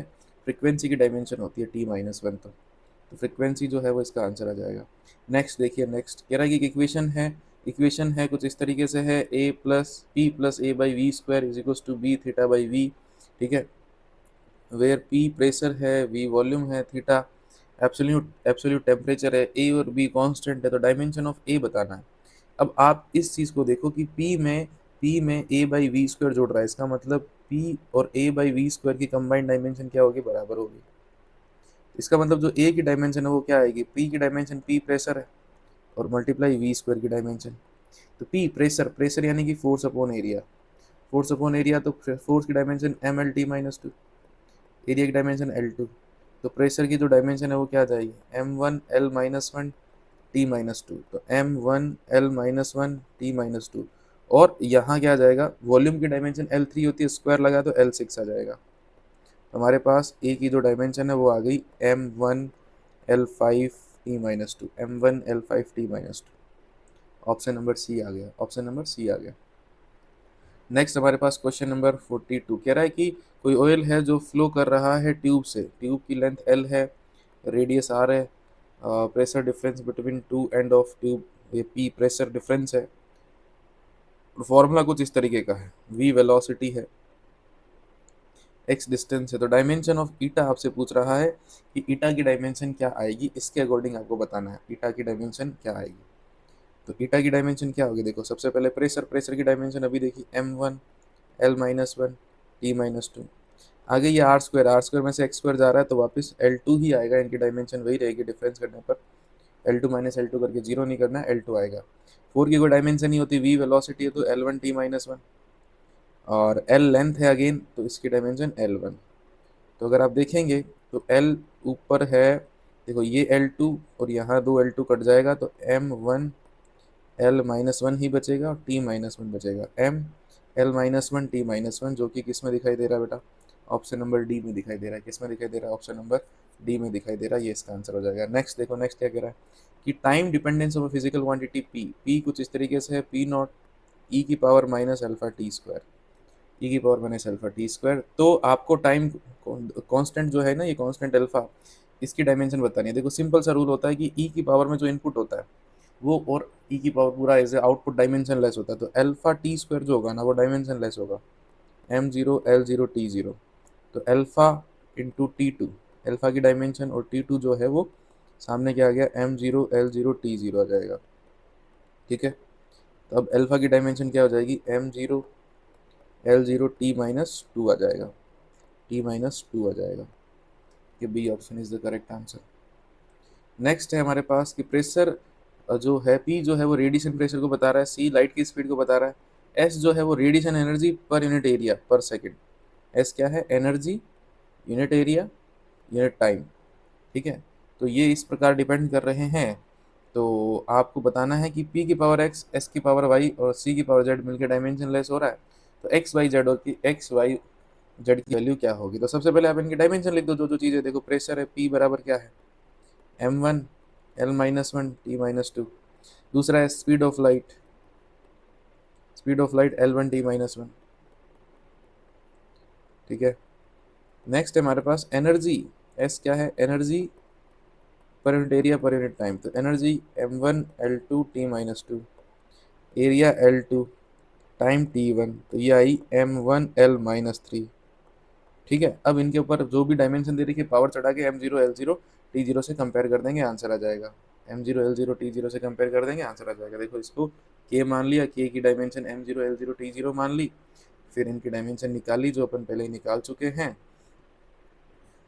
हैं। फिर देखो इनके ऊपर इस पावर चढ़ा, देखो इस स्टेप को, देखो ये स्टेप देखना है अपने को, इससे पहले अपन ने सोल्व कर लिया पूरा का पूरा। तो इनके ऊपर देखो ये जो भी अपन ने पावर निकाली है T-3 आ जाएगा इधर, है ना, इसके ऊपर इन्होंने ये पावर चढ़ा दी। अब m के ऊपर पावर जाएगी, देखो x प्लस वाई, l के ऊपर पावर माइनस का 2x और z जाएगी। तो ये सारी पावर आपने यहाँ डाल के कंपेयर करोगे तो x1 मिलेगा, y-1 मिलेगा और z1 मिल जाएगा। ठीक है, इतना काम अपन कर सकते हैं। क्या इक्वेशन बनेगी, देखो मैं थोड़ा करके बता देता हूँ।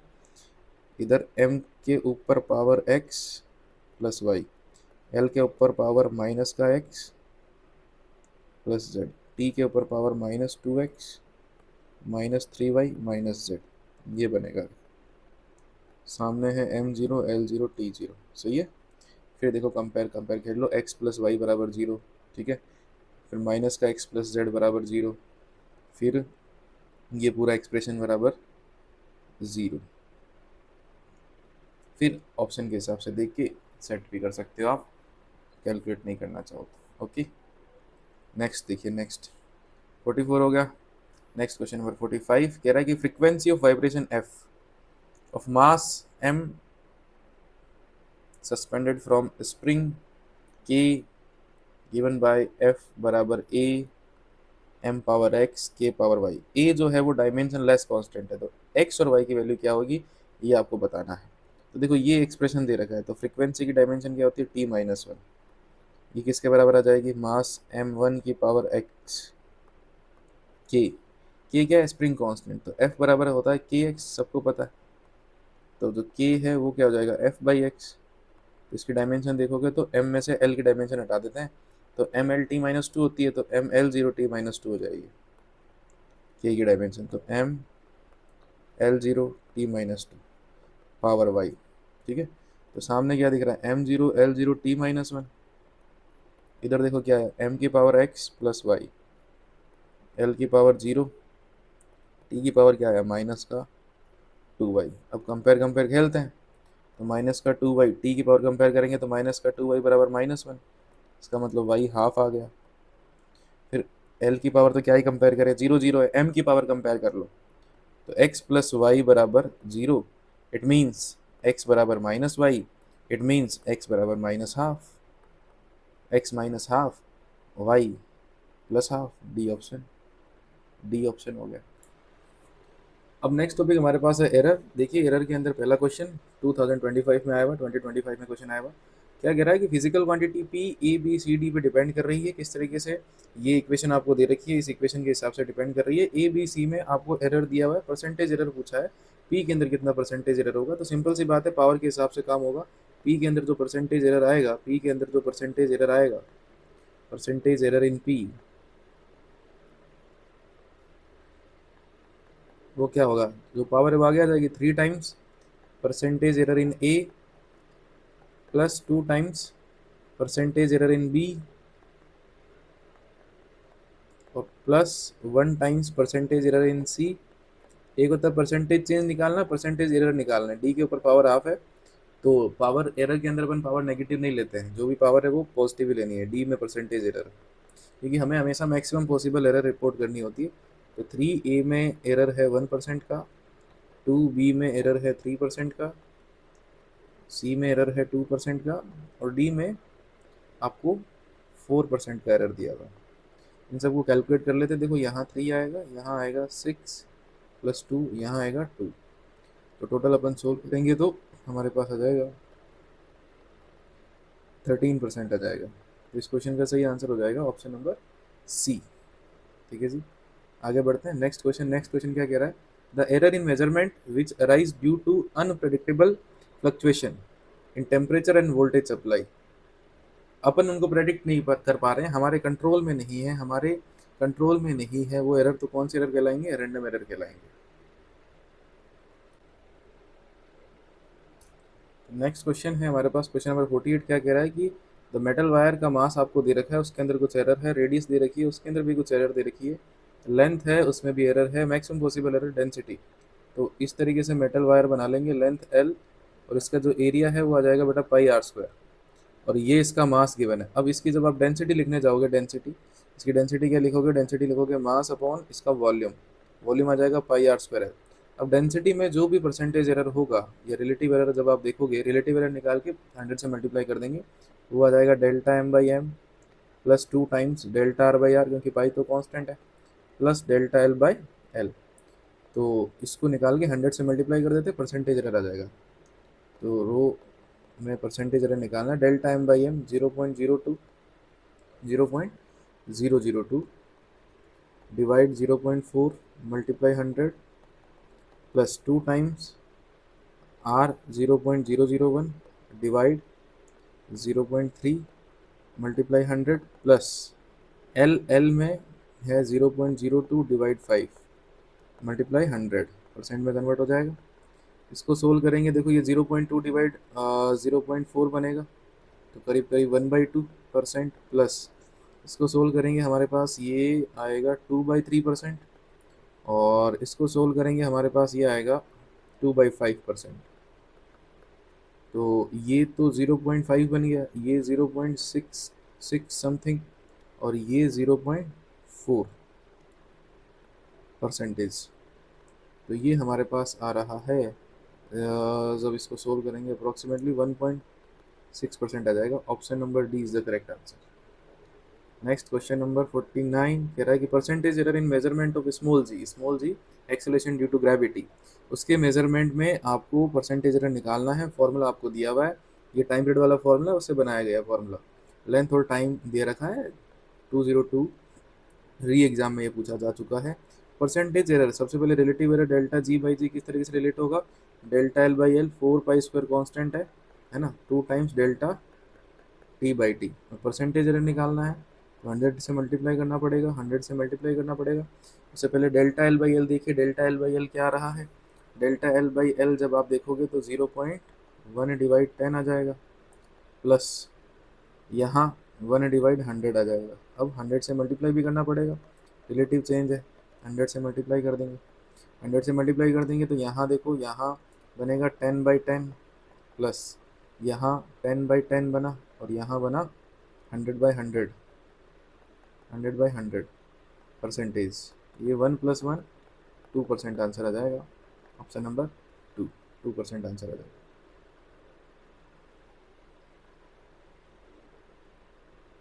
यहाँ एक 2 और है बेटा, इस 2 को मल्टीप्लाई करेंगे अपन, तो ये आंसर आ जाएगा हमारा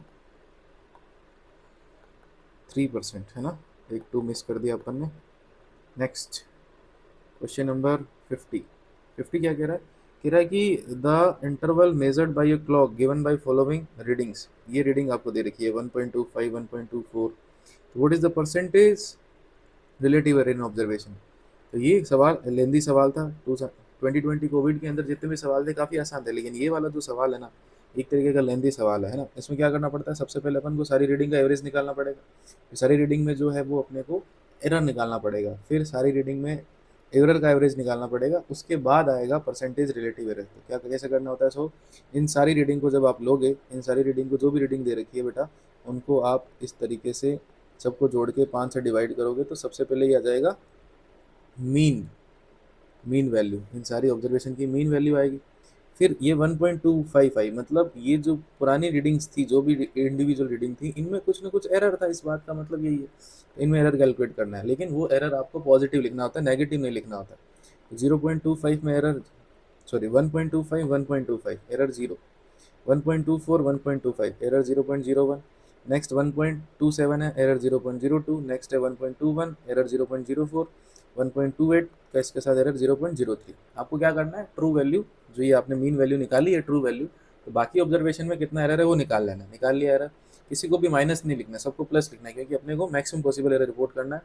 फिर ये मीन एरर आपको निकाल लेना है, तो ये मीन एरर हमारे पास आ गया 0.1/5, 0.1/5, जिसे आप चाहो तो 0.02 लिख सकते हो। फिर परसेंटेज एरर निकालना है, तो 0.02 डिवाइड 1.25 कर दो, 0.02 डिवाइड 1.25 करोगे तो 1.6% आ जाएगा, करोगे तो 1.6% आ जाएगा। इस तरीके से अपने को इस क्वेश्चन को सोल्व करना है। 1.6 यानी कि कौन सा आंसर हो गया? सी ऑप्शन इसका आंसर हो गया। नेक्स्ट हमारे पास है क्वेश्चन नंबर 51। क्वेश्चन नंबर 51 क्या कह रहा है? अगेन ये जो मोस्ट रिपीटेड क्वेश्चन होता है एरर का, वही वाला सवाल है। कह रहा है कि ए बी सी डी में 1%, 2%, 3%, 4% इस तरीके का एरर है, तो एक्स में कितना एरर आएगा? और X A B C D पे इस तरीके से डिपेंड कर रहा है, ए की पावर 2, बी की पावर हाफ, सी की पावर 1/3, डी की पावर 3, इस तरीके से डिपेंड कर रहा है। तो जो एक्स में एरर आएगा, एक्स में जो भी परसेंटेज एरर आएगा वो क्या होगा? 2 टाइम्स ए में error plus half times B में एरर प्लस 1/3 टाइम्स सी का एरर प्लस 3 टाइम्स डी का एरर। ये कुछ इस तरीके से होगा।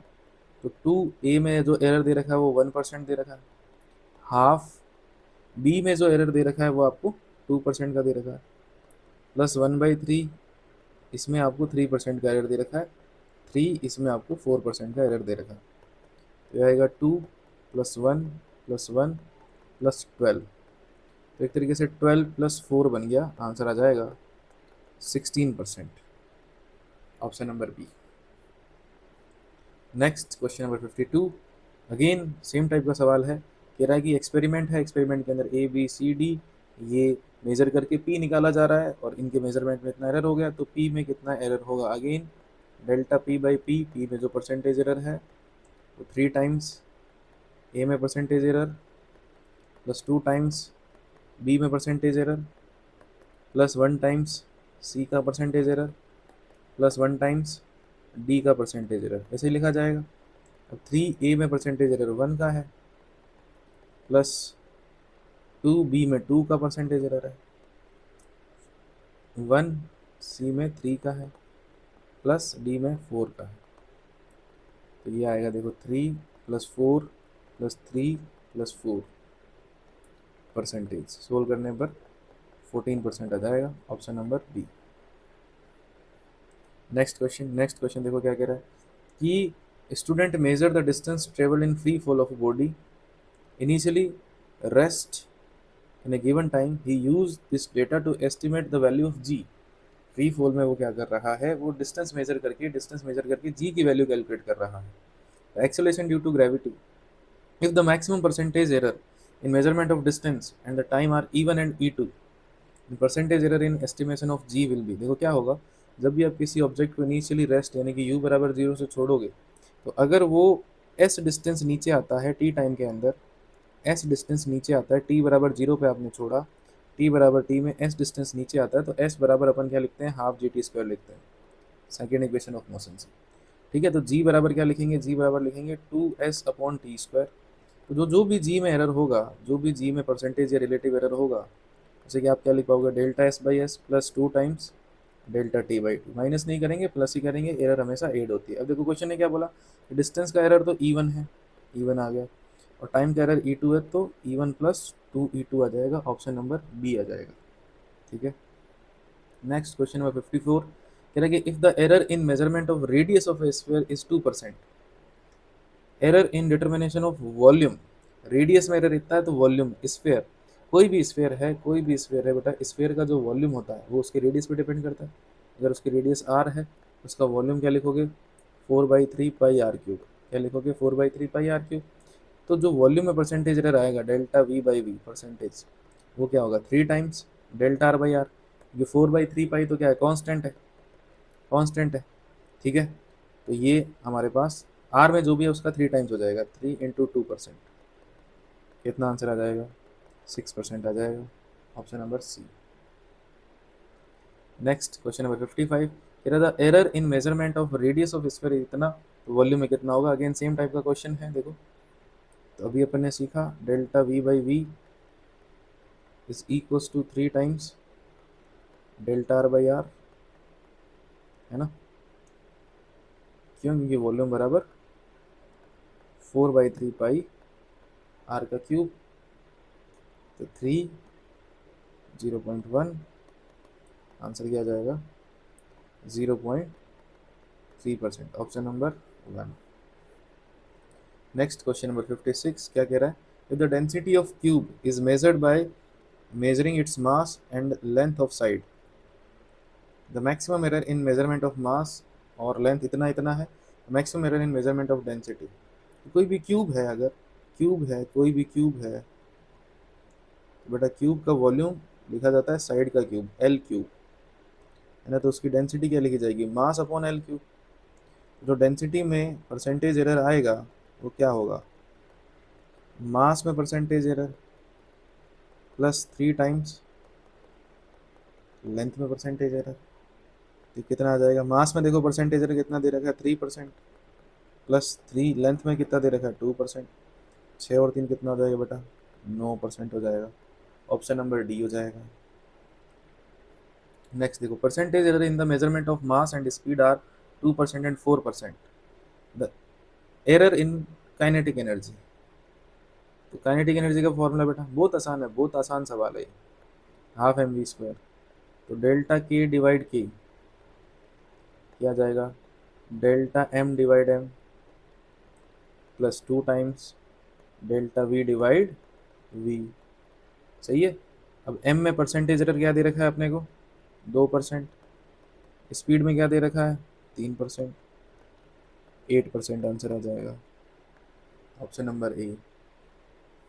नेक्स्ट देखो क्या कह रहा है, अ सर्टेन बॉडी जिसका वेट आपको इतना दे रखा है has a measured value volume 4.7 centimetre cube, the possible error in measurement of mass and volume are 0.01 gram and 0.1 cc, the maximum error in density will be. Density में कितना maximum error हो सकता है, तो पहले देखो आप मास को क्या लिखोगे, मास को लिखोगे 2.42 प्लस माइनस 0.01, और वॉल्यूम को आप क्या लिखोगे 4.7 प्लस माइनस 0.1 cc। अब देखो रिलेटिव एरर और परसेंटेज एरर पूछता है ना, तो यूनिट कन्वर्जन की जरूरत नहीं होती है आपको, यहाँ पे यूनिट कन्वर्ट करने की जरूरत ही नहीं पड़ेगी, आप सीधा डेंसिटी बराबर क्या लिख सकते हो, मास अपॉन वॉल्यूम, डेंसिटी बराबर मास अपॉन वॉल्यूम लिख सकते हो। तो डेंसिटी में जो परसेंटेज एरर आएगा ना, वो क्या आएगा, delta M by M multiply 100 plus delta V by V multiply 100। इतना सा करना है। तो डेल्टा एम कितना है 0.01 divide 22.42 multiply 100 plus delta V by V 0.1 divide 4.7 multiply 100। देखो क्या बनेगा, ये 1/22.42 प्लस परसेंटेज में बनेगा ये प्लस यहाँ बनेगा 10 डिवाइड 4.7 10 डिवाइड 4.7, ठीक है ना परसेंटेज। तो लगभग लगभग ये 2 के पास जाएगा, तो 2% आ जाएगा, बी ऑप्शन। नेक्स्ट हमारे पास है सिग्निफिकेंट फिगर, नेक्स्ट टॉपिक। तो क्या कह रहा है देखो, कब पूछा गया था सवाल, 2023 में पूछा गया है, मणिपुर में जब वापस एग्जाम हुआ था तब। The diameter of spherical bob measured with vernier caliper following value आई, क्या क्या आई देखो, 3.33 centimetre, 3.32, 3.34, 3.33। The mean diameter to approximate significant figure will be. तो जब आप मीन डायमीटर निकालोगे, इनकी मीन वैल्यू निकालोगे तो क्या करोगे, 3.33 प्लस 3.32 प्लस 3.34 प्लस 3.33 प्लस 3.32, इनको जोड़ोगे कितनी रीडिंग है, 5 रीडिंग है, डिवाइड क्या कर दोगे, 5 का कर दोगे, डिवाइड 5 कर दोगे। जो भी वैल्यू आएगी आपको मेक श्योर करना है कि जब आप जोड़ रहे हो सिग्निफिकेंट फिगर को, जब आप जोड़ रहे हो तो पॉइंट के बाद डेसिमल के बाद कितनी डिजिट है उसका ध्यान रखना होता है। सिग्निफिकेंट फिगर नहीं देखनी होती, जोड़ में डिजिट का ध्यान रखना होता है, कितनी डिजिट आएगी। तो जो भी डिजिट आएगी आपको क्या करना है, जो भी डिजिट आएगी, जितनी भी डिजिट आएगी आपको लास्ट में 2 डिजिट करनी है। तो पहला नहीं हो सकता, दूसरा भी नहीं हो सकता है, इन दोनों में से कोई होगा। जब आप कैलकुलेशन करोगे, जब आप इनकी कैलकुलेशन करोगे, देखो ये मिलेगा आपको 3.328। फिर आपको क्या करना है, पॉइंट के बाद देखो इनमें क्या था, पॉइंट के बाद 2 डिजिट थे, तो अपने को पॉइंट के बाद 2 डिजिट रखने हैं। तो 2 डिजिट रखने हैं तो इसको एलिमिनेट करना पड़ेगा, अप्रोक्सीमेट करना पड़ेगा। 8 क्या है, 5 से बड़ा है, तो आगे वाला बढ़ जाएगा, 3.33 इसका आंसर आ जाएगा, ठीक है। Next question, the area of rectangular field in metre square of, in metre square बताना है, लेंथ उसकी दे रखी है, ब्रेड्थ उसकी दे रखी है, राउंड ऑफ करके बताना है, करेक्ट सिग्निफिकेंट फिगर तक क्या आएगा। तो एरिया क्या होगा, L इंटू बी होगा। अब मल्टीप्लीकेशन वाला रूल लगेगा, मल्टीप्लीकेशन वाला रूल रहेगा मतलब सिग्निफिकेंट फिगर, इसके अंदर क्या है 55.3, 3 सिग्निफिकेंट डिजिट है, मल्टीप्लाई इसके अंदर क्या है 2 है, इसके अंदर 2 सिग्निफिकेंट डिजिट है। जो भी आंसर आएगा इसके अंदर क्या है 3 सिग्निफिकेंट डिजिट है, इसके अंदर क्या है 2 सिग्निफिकेंट डिजिट है। अब जो भी आपका आंसर आएगा उसके अंदर क्या होने चाहिए, उसके अंदर कितने सिग्निफिकेंट डिजिट होने चाहिए, 2 होने चाहिए, मिनिमम चाहिए। तो 2, अगर आप इनको ध्यान से देखो, इसके अंदर 2 है, 10 की पावर वाले काउंट करते नहीं है, इसके अंदर 3 है, इसके अंदर 4 है, इसके अंदर 5 है, तो 2 ही चाहिए, तो पहला ही आंसर हो जाएगा। तो एरिया को जब आप रिपोर्ट करोगे तो इस तरीके से आप मीटर स्क्वायर में रिपोर्ट करोगे, ये रिपोर्ट करने का तरीका रहेगा, ये रिपोर्ट करने का तरीका रहेगा। एग्जैक्ट कैलकुलेट करोगे तो ये आएगा, ठीक है। नेक्स्ट कह रहा है कि सिग्निफिकेंट फिगर को अकाउंट में लेते हुए ये जो आपको दे रखा है इसको सोल्व करना है। तो माइनस है, प्लस या माइनस में क्या देखते हैं, पॉइंट के बाद डिजिट देखते हैं। तो यहाँ पॉइंट के बाद कितनी डिजिट है 2, यहाँ पॉइंट के बाद कितनी डिजिट है 4, तो आंसर में कितनी होनी चाहिए, पॉइंट के बाद 2 होनी चाहिए। तो पहला ही ऑप्शन है, पॉइंट के बाद 2 है, तो इसका आंसर पहला ऑप्शन हो गया, ठीक है ना। नेक्स्ट हमारे पास मेजरिंग इंस्ट्रूमेंट, वर्नियर कैलिपर और स्क्रू गेज, उनके क्वेश्चन अपन कर लेते हैं। सबसे पहले देखो कह रहा है कि consider the diameter of spherical object, consider the diameter of spherical object being measured with help of vernier calliper. Suppose that 10 VSD, 10 vernier scale coincide कर रहे हैं, 10 वर्नियर स्केल कोइंसाइड कर रहे हैं 9 MSD के साथ। तो 10, इसको लिख लो 10 VSD बराबर 9 MSD, 10 VSD बराबर 9 MSD हो गया।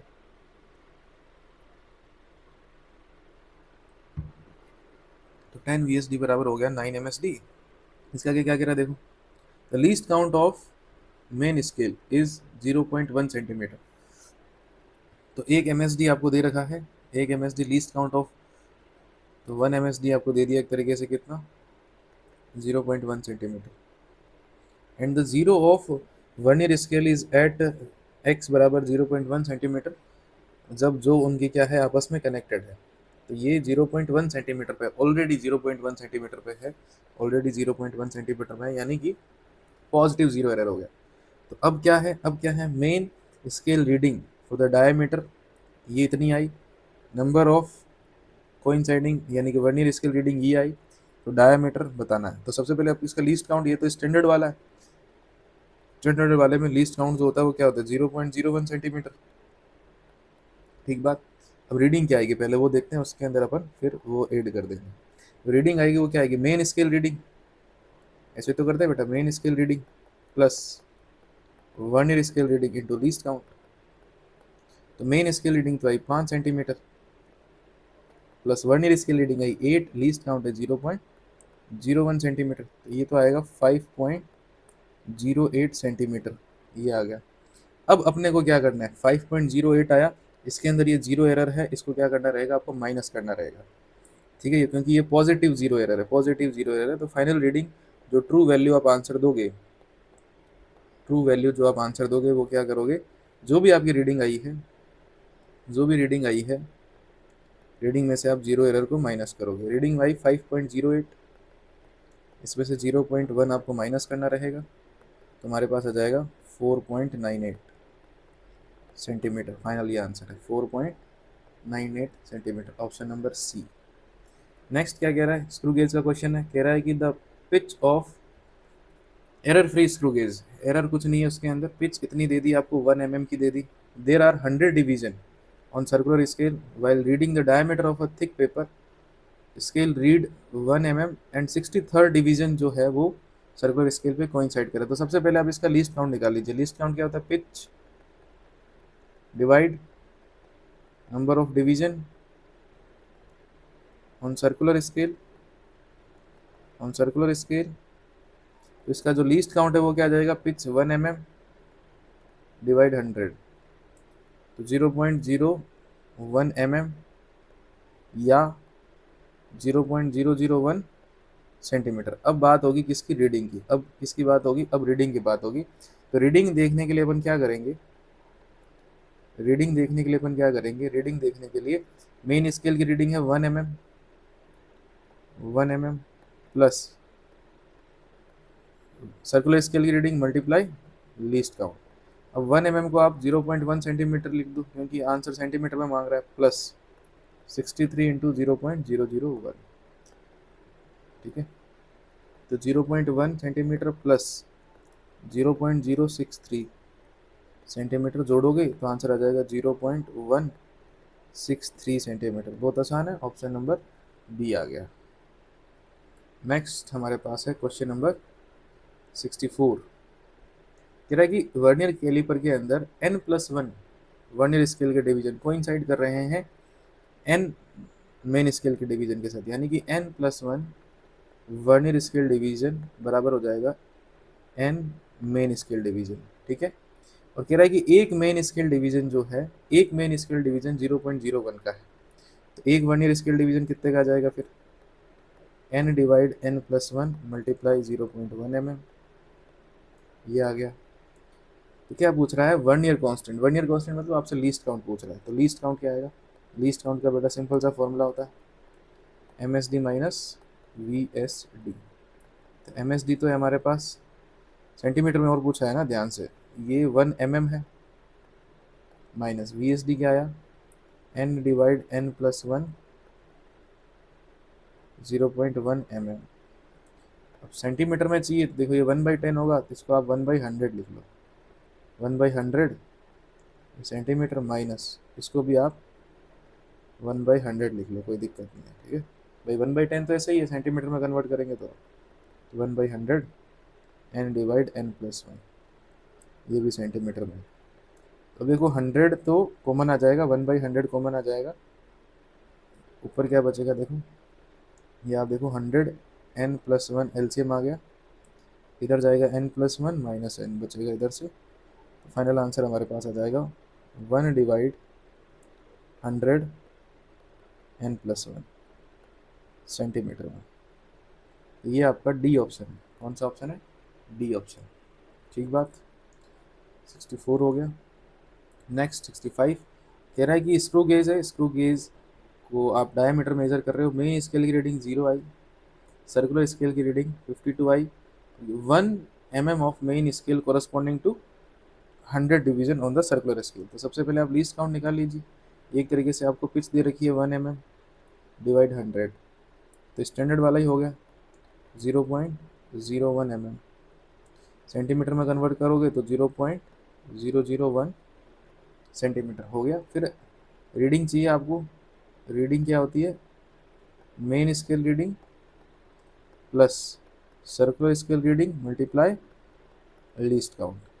मेन स्केल रीडिंग 0 है, सर्कुलर स्केल रीडिंग 52 है, लीस्ट काउंट 0.001 सेंटीमीटर है। फाइनल आंसर आ जाएगा हमारे पास 0.052 सेंटीमीटर, ऑप्शन नंबर सी आ जाएगा। ठीक है जी। नेक्स्ट है क्वेश्चन नंबर 66। स्क्रू गेज का लीस्ट काउंट आपको दे दिया, 50 डिवीजन है सर्कुलर स्केल के अंदर, पिच क्या होगा। इस बार उल्टा सवाल पूछा है, तो पिच का फॉर्मूला, लीस्ट काउंट का फॉर्मूला क्या है, लिस्ट काउंट का फॉर्मूला है pitch divide total division on circular scale. तो लीस्ट काउंट आपको दे रखा है 0.01 mm, पिच कैलकुलेट करनी है और ये 50 दे रखा है, तो पिच आ गई आपके पास, इससे मल्टीप्लाई करा देते हैं अपन, तो 0.5 mm आ जाएगी। ठीक है, बी ऑप्शन आ जाएगा, बस मल्टीप्लाई कराना है और कुछ भी नहीं करना। 66 हो गया ये। नेक्स्ट है क्वेश्चन नंबर 67। कह रहा है कि student measure diameter of small steel ball using screw gauge, least count दे रखा है स्क्रू गेज का, तो मेन स्केल रीडिंग इतनी आई, zero of circular division coincide with 25 division above the reference level, above the reference level, if the screw gauge has zero error of this. तो आपको question है लिख के दिया है, जीरो एरर कितना है, नेगेटिव जीरो एरर है, तो करेक्ट डायमीटर ऑफ बॉल पूछ रहा है, करेक्ट डायमीटर ऑफ बॉल पूछ रहा है। सबसे पहले अपन देख लेते हैं मेजर्ड वैल्यू कितनी आएगी, यानी कि रीडिंग कितनी आएगी वो देख लेते हैं। रीडिंग आएगी बेटा मेन स्केल डिवीजन, जो कि आपको मेन स्केल रीडिंग 5 mm दे रखी है, प्लस 25 डिवीजन आपको दे रखे हैं सर्कुलर स्केल की रीडिंग के, और इसका जो लीस्ट काउंट है वो आपको 0.001 दे रखा है, तो ये आएगी रीडिंग, और 0.001 ये सेंटीमीटर में दे रखा है, तो ये आएगा देखो 0.5 सेंटीमीटर प्लस 0.025 सेंटीमीटर, तो ये आ गया 0.525 सेंटीमीटर। ये तो आई मेजर्ड वैल्यू। अब ट्रू वैल्यू निकाल के दिखानी है आपको, ट्रू वैल्यू निकाल के दिखानी है, तो ट्रू वैल्यू कैसे निकालोगे, ट्रू वैल्यू निकालने के लिए अपन क्या करेंगे, ट्रू वैल्यू निकालने के लिए अपन जो भी मेजर्ड वैल्यू आई है हमारी रीडिंग उसमें से जीरो एरर को माइनस करेंगे, तो मेजर्ड वैल्यू तो आई 5.25 और जीरो एरर ऑलरेडी नेगेटिव में 0.004। जब आप ये अब देखो ऐड हो जाएगा तो आंसर आएगा 0.529 सेंटीमीटर। अब नेगेटिव जीरो एरर को लोग ऐड करते हैं, या आप जीरो एरर को विद साइन पुट करो, हमेशा जीरो एरर माइनस करो, एक ही बात, डी ऑप्शन आ जाएगा। ठीक है, तो ये हमारा ये चैप्टर यूनिट डायमेंशन और एरर के जितने भी पीवाईक्यू थे वो सारे के सारे कंप्लीट हो गए। नेक्स्ट चैप्टर हमारा रहेगा motion in straight line. Channel से जुड़े रहे, थैंक यू वेरी मच।